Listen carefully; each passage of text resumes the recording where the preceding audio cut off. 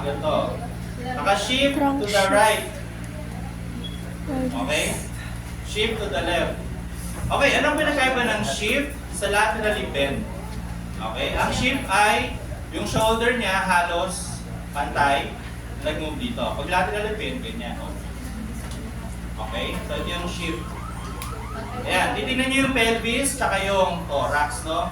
Ang shifting ay parang parallel, opposite motion ng thorax at pelvis. Exaggerated. Okay, pero yung side bend, ganyan. Okay? So, tingnan natin, meron kaya siya? Ay, by the way, this is a common manifestation of patients with low back pain. Itong lateral shifting ng trunk. Okay?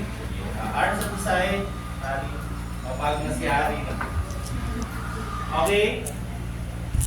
Okay. Sino nakakita nung fold ng bilbil ni Hari? Sorry. So, nakakita nung fold ng bilbil ni Hari?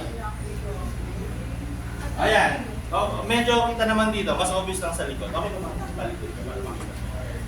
Okay, okay lang yan ha. Ako may video. Okay. Okay, so nakita. Okay. Alin ang mas prominent or mas malalim na fold? Right? Okay? Pag meron kayong fold sa skin, anong ibig sabihin nun? Fold sa skin. Ito, di ba meron tayong fold dito? Kasi lagi natin siyang binibend sa direction na yon, di ba? Sa tuhod, meron tayong popliteal fold kasi lagi natin binibend. Kung meron kang fold sa right side, baka mas nakaganito ka lalo, di ba? To the right, no? So tingnan natin kung yung fold niya ay nagko-coincide with the trunk position. Okay? Sige, harap ka lang na ito ha. Oh, yan. Tama. Sabi natin, mataas yung left niya, di ba? Okay, mataas yung left. So kung titignan natin dito, yung fold niya more on the right. Okay? So, exaggerated, para siya nakaganto. Nakabend siya ng konti to the right. As also supported by the fold. I guess yung interrelationship nila. Okay? So si Hari ay parang nakaganto. Again, una, ba, no? Hanggang dito pa lang tayo. Nakaganto siya. Okay. Okay, exaggeration na. Nakagayan siya. Okay? As evident with the fold. Sige, start ka ulit. Okay? Sige, iliac crest level. Iliac crest level. Okay? Ito, kailangan i-palpate, di ba? Alam niyo naman kung paano nagpapalpate ng iliac crest. Okay? So, ba kayo?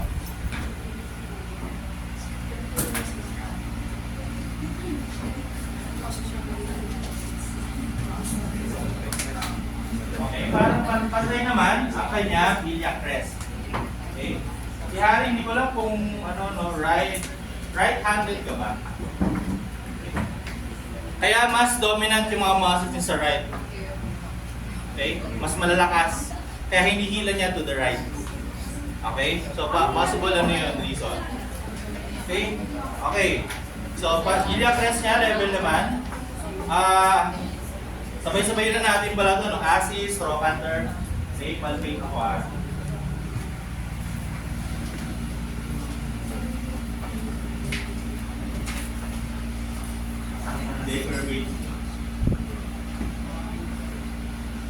Okay, axis. Mataas ng konting-konti lang yung left. Mataas ng konting-konti lang yung left, no? Okay?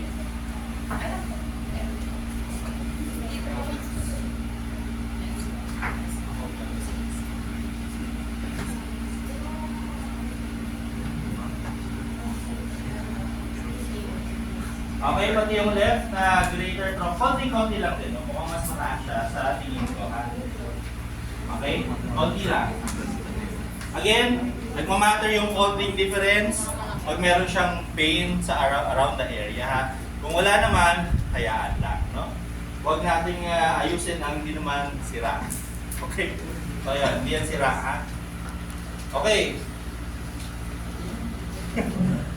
Next is tibiofemoral angle. Okay, tibiofemoral angle. Ito. Okay, kung gusto mo makita talaga yan, pwede mong tingnan na lang ganyan. So ito, Another instruction could be, fit together ka. Pag tinitigil mo ganun. Pag tinitigil mo yung pa. Iba, tinitigil. Okay? Yan. Mahirap ba to? Masakit dito? Hindi. Iba pa yun. Okay. Anong masasabi niyo sa TV femoral angle niya? May valgum, barum, or mukha namang normal? Ha? Mas nakaharap? Hindi, anterior view tama. Mamaya yan. Okay.